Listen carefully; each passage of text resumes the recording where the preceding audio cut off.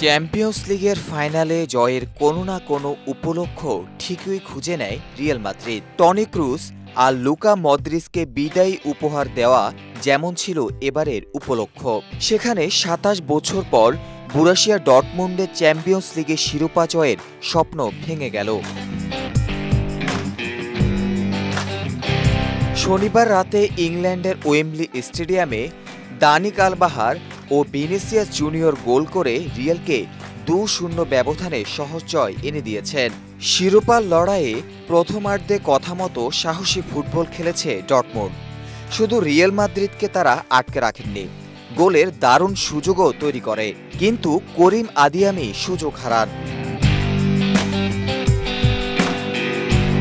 দ্বিতীয়ার্ধ সুবিধা করতে পারছিল না কার্লো আনচেলত্তির দল, কিন্তু মুহূর্তে ম্যাচ কবজা করা যে রিয়ালের চিরায়ত স্বভাব। তারা সুযোগ পেলে ছাড়বে কেন?